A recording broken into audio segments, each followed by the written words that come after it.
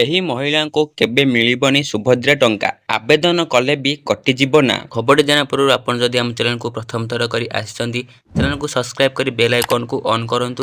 ତାହାଦ୍ୱାରା ଯେତେବେଳେ ବି ଆପଣମାନେ ସର୍ବପ୍ରଥମେ ଲାଟେଷ୍ଟ ଖବର ପାଇବେ ଏବଂ ଭିଡ଼ିଓକୁ ବହୁ ମାତ୍ରାରେ ସେୟାର କରନ୍ତୁ। ସୁଭଦ୍ରା ଯୋଜନାର ଶୁଭାରମ୍ଭ ପରେ 25 ଲକ୍ଷ ମହିଳାଙ୍କ ଆକାଉଣ୍ଟକୁ ଟଙ୍କା ଯାଇଛି। ପ୍ରାୟ 1250 କୋଟି ଟଙ୍କା ସୁଭଦ୍ରା ହିତାଧିକାରୀଙ୍କ ଆକାଉଣ୍ଟକୁ କ୍ରେଡିଟ୍ ହୋଇଛି। ସେପଟେ ସୁଭଦ୍ରା ପାଇଁ ଆବେଦନ ପ୍ରକ୍ରିୟା ଜାରି ରହିଥିବା ବେଳେ ବର୍ତ୍ତମାନ ସୁଦ୍ଧା ଆବେଦନ କଲେଣି 75 ଲକ୍ଷରୁ ଅଧିକ ମହିଳା। ତେବେ ପ୍ରଶ୍ନ ଉଠୁଛି, କେବେ ସୁଦ୍ଧା ଅନ୍ୟ ହିତାଧିକାରୀଙ୍କ ଆକାଉଣ୍ଟକୁ ଅର୍ଥ ଯିବ ଏବଂ କେଉଁମାନେ ସୁଭଦ୍ରା ଟଙ୍କା ପାଇବାକୁ ଅଯୋଗ୍ୟ ହେବେ। ଯେଉଁମାନଙ୍କ ଆକାଉଣ୍ଟକୁ ପ୍ରଥମ କିସ୍ତି ଟଙ୍କା ଯାଇନାହିଁ ସେମାନଙ୍କ ପାଇଁ ବଡ଼ ଖବର।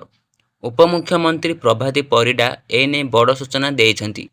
ଯେଉଁମାନଙ୍କ ଆକାଉଣ୍ଟକୁ ଟଙ୍କା ଯାଇନାହିଁ ସେମାନେ ବ୍ୟସ୍ତ ନ ହେବା ପାଇଁ କହିଛନ୍ତି ଉପମୁଖ୍ୟମନ୍ତ୍ରୀ ପ୍ରଭାତୀ ପରିଡ଼ା। ସମସ୍ତଙ୍କ ଆକାଉଣ୍ଟକୁ ପର୍ଯ୍ୟାୟକ୍ରମେ ଯିବ ଟଙ୍କା।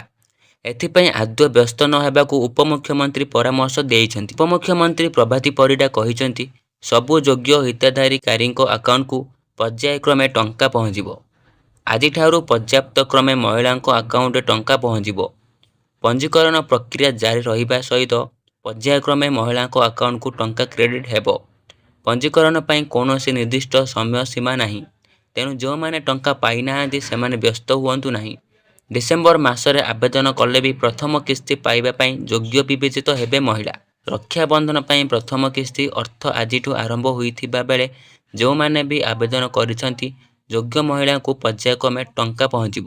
ଆପଣ ଯଦି ଏହି ପର୍ଯ୍ୟନ୍ତ ଆମ ଭିଡ଼ିଓ ଦେଖୁଛନ୍ତି ତାହେଲେ ପ୍ରତ୍ୟେକ ଦିନ ଏହିପରି ଇନଫର୍ମେସନ୍ ପାଇବା ପାଇଁ ଆମ ଚ୍ୟାନେଲକୁ ଏବେ ହିଁ ସବସ୍କ୍ରାଇବ୍ କରିବା ସହ ହ୍ୱାଟ୍ସଆପ୍ରେ ବହୁ ମାତ୍ରାରେ ସେୟାର କରନ୍ତୁ।